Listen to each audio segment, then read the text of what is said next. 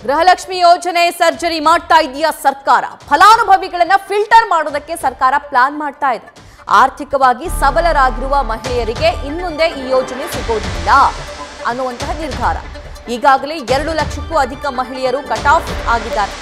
ಇನ್ನು ಯಾರನ್ನಾದ್ರೂ ಹೇಗಾದ್ರೂ ಮಾಡಿ ಫಿಲ್ಟರ್ ಮಾಡಬೇಕು, ಯಾರನ್ನೆಲ್ಲ ಫಿಲ್ಟರ್ ಮಾಡಬಹುದು, ಯಾರೆಲ್ಲ ಇದರಲ್ಲಿ ಅನ್ವಯಿಸೋದಿಲ್ಲ, ಇದರ ಬಗ್ಗೆ ಕೂಲಂಕಷವಾಗಿರುವಂತಹ ತನಿಖೆ ಸರ್ಕಾರ ಸದ್ಯಕ್ಕೆ ನಡೆಸ್ತಾ ಇದೆ. ರಾಜ್ಯದಲ್ಲಿ ಸುಮಾರು 1.5 ಕೋಟಿ ಗೃಹಲಕ್ಷ್ಮಿ ಫಲಾನುಭವಿಗಳಿದ್ದಾರೆ. ಅದರಲ್ಲಿ 2 ಲಕ್ಷಕ್ಕೂ ಅಧಿಕ ಮಹಿಳೆಯರನ್ನ ಆಲ್ರೆಡಿ ಕಟ್ ಆಫ್ ಮಾಡಲಾಗಿದೆ. ಓಕೆ, ಮತ್ತಷ್ಟು ಲೈವ್ ಡೀಟೇಲ್ಸ್ ನೀಡ್ತಾರೆ ನಮ್ಮ correspondent Bharat. Gruhalakshmi scheme announce ಆಗಿದ್ದೇ ತಡ, ಬೇರೆ ಬೇರೆ ರಾಜ್ಯಗಳು ಕೂಡ ಇದನ್ನ ಅಡಾಪ್ಟ್ ಮಾಡಿಕೊಂಡು ಇದನ್ನ ಘೋಷಣೆ ಮಾಡಿದ್ವು. ಇದು ಬೇರೆ ರಾಜ್ಯದ ಮತದಾರರಿಗೂ ಕೂಡ ಸೆಂಟರ್ ಆಫ್ ಅಟ್ರಾಕ್ಷನ್ ಆಗಿತ್ತು. ಆದರೆ ರಾಜ್ಯದಲ್ಲಿ ಗೃಹಲಕ್ಷ್ಮಿ ಹಣ ಸರಿಯಾಗಿ ತಿಂಗಳಿಗೆ ಖಾತೆಗಳಿಗೆ ಬರ್ತಾ ಇಲ್ಲ. ಈಗ ನೋಡಿದ್ರೆ ಮತ್ತಷ್ಟು ಕಟ್ ಆಫ್ ಮಾಡೋದಕ್ಕೆ, ಸರ್ಜರಿ ಮಾಡೋದಕ್ಕೆ ಇಲಾಖೆ ಮುಂದಾಗಿದೆಯಂತೆ. ಹೆಚ್ಚಿನ ಡೀಟೇಲ್ಸ್ ಏನೇನಿದೆ ಈ ಬಗ್ಗೆ?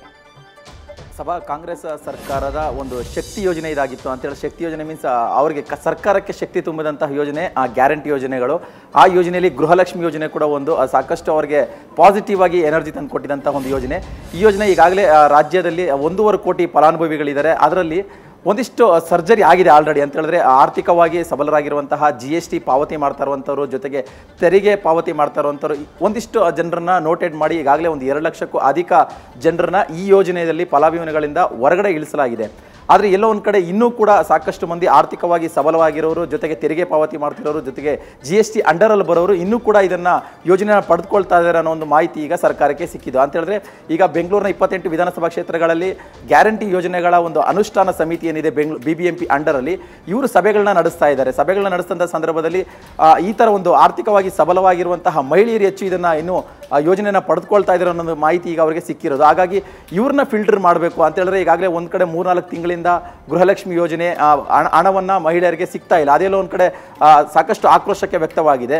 ಸೊ ಈ ನಡುವೆ ಮತ್ತೊಂದು ಕಡೆ ಈಗ ಗ್ಯಾರಂಟಿ ಯೋಜನೆಗಳ ಅನುಷ್ಠಾನ ಸಮಿತಿ ಸಭೆ ನಡೆಸಿದೆ. ವಿಧಾನಸಭಾ ಕ್ಷೇತ್ರಗಳಲ್ಲಿ ಸಭೆ ನಡೆಸಿದ ಸಂದರ್ಭದಲ್ಲಿ ಆರ್ಥಿಕವಾಗಿ ಸಬಲವಾಗಿರೋರು ಜಾಸ್ತಿ ಇದನ್ನು ಪಡೆದುಕೊಳ್ತಾ ಇದ್ದಾರೆ. ಅವರಿಂದ ಒಂದಿಷ್ಟು ಕಟ್ ಆಫ್ ಮಾಡಬೇಕಾಗುತ್ತೆ. ಅವರಿಂದ ಒಂದಿಷ್ಟು ಕಟ್ ಆಫ್ ಮಾಡಿದಂಥ ಹಣವನ್ನು ಸರ್ಕಾರಕ್ಕೆ ಉಳಿಸ್ಕೊಳ್ಬೇಕಾಗುತ್ತೆ. ಯಾಕಂತ ಹೇಳಿದ್ರೆ ಈಗಾಗಲೇ ಸರ್ಕಾರಕ್ಕೆ ಫ್ರೀ ಯೋಜನೆಗಳಂತೇಳಿ ಗ್ಯಾರಂಟಿ ಯೋಜನೆಗಳಲ್ಲಿ ಸಾಕಷ್ಟು ನಷ್ಟ ಅನುಭವಿಸ್ತಾ ಇದ್ದಾರೆ.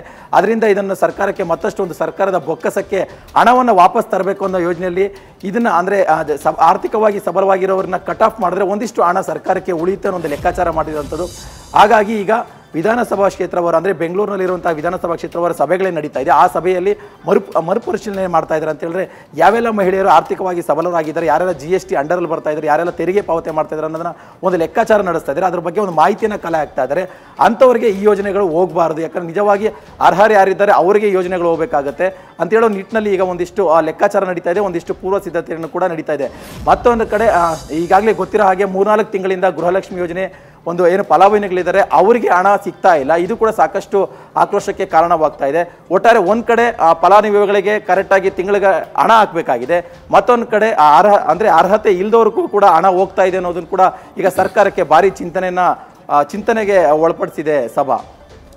ಓಕೆ, ಈ ಶಕ್ತಿ ಯೋಜನೆಗಳಿಂದ ಸರ್ಕಾರ ಬೌನ್ಸ್ ಬ್ಯಾಕ್ ಆಗಿದ್ದು ಕಾಂಗ್ರೆಸ್ಗೆ ಹೆಚ್ಚಿನ ಮತದಾರರು ಒಲಿದು ಬಂದಿದ್ದು ಅಂತ ಹೇಳ್ತಾರೆ. ಆದರೆ ಒಂದೊಂದೇ ಯೋಜನೆಗಳನ್ನ ಕಟ್ ಆಫ್ ಮಾಡ್ತಾ ಬಂದ್ರೆ ಅಥವಾ ಇರುವಂತಹ ಸಂಖ್ಯೆಯ ಜನರನ್ನ ಕೈ ಬಿಡ್ತಾ ಬಂದ್ರೆ ಮುಂದೆ ಸರ್ಕಾರ ಎದುರಿಸಬೇಕಾಗಿರುವಂತಹ ಸವಾಲುಗಳು ಏನು ಹಾಗಾದ್ರೆ ಭರತ್?